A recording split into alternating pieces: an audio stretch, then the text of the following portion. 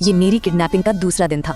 इस वहशी किडनैपर के सामने मैंने लड़ने की कोशिश नहीं की, बल्कि मैंने धीरे से उसके चेहरे को अपने हाथ से छुआ, जानबूझकर पूरी तरह से दब कर पेश आई। और सच कहूँ तो मेरे इस एक कदम ने इस इमोशनली डैमेज बंदे से मुझे छुड़वा दिया, और वो मेरे लिए खाना भी लाया। उसे क्या पता था ये सब मेरे प्लान का हिस्सा था। उसके चेहरे को छूने का मतलब था कि मैं उसका चेहरा याद रख सकूं, उससे मीठी मीठी बातें करना, उसका भरोसा जीतना था। जैसा कि मैंने सोचा था, अपनी सारी मीठी बातों के बाद आखिरकार मुझे अकेले बाथरूम जाने का मौका मिला। पर यह बंदा बेवकूफ़ नहीं था।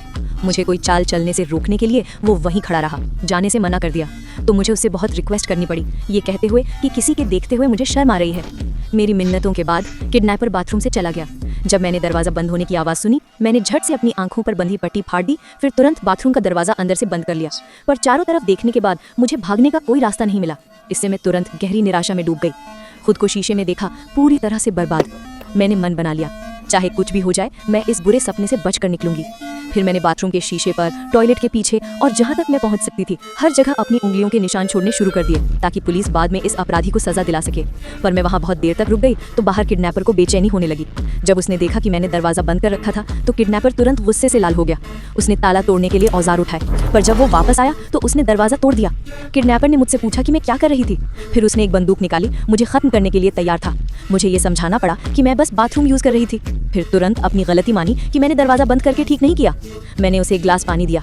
किडनैपर के पानी पीने के बाद आखिरकार वो शांत हुआ।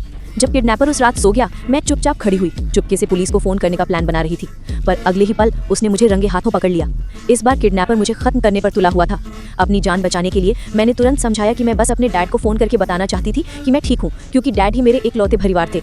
मैं कई दिनों से घर नहीं गई थी, डैड मेरे लिए बहुत परेशान होंगे। हैरानी की बात ये थी कि इस बात को सुनकर किडनैपर ने मेरी बात मान ली। बस ऐसे ही मैं फिर से मौत से बच निकली। बाद में जब किडनैपर नहीं देख रहा था, मैंने चुपके से अपनी हेयर क्लिप पलंग के नीचे गिरा दी, ताकि पुलिस के लिए और सबूत छोड़ सकूं। पर तभी एक न्यूज़ रिपोर्ट आई।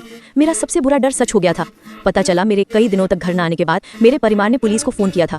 पुलिस को पूरे शहर में किडनैपर को ढूंढते हुए किडनैपर तुरंत समझ गया कि मैं मुसीबत हूँ। तो पुलिस को सबूत मिलने से रोकने के लिए उसने तुरंत मेरे हाथ कस कर बांध दिए। मुझे किसी सुनसान जगह पर ले जाकर पूरी तरह से खत्म करने का प्लान था। कुछ गलत महसूस करते हुए मैंने रहम की भीख मांगी, पर यह पूरी तरह से बेकार था। अंत में मुझे फिर भी उसकी गाड़ी में फेंक दिया गया।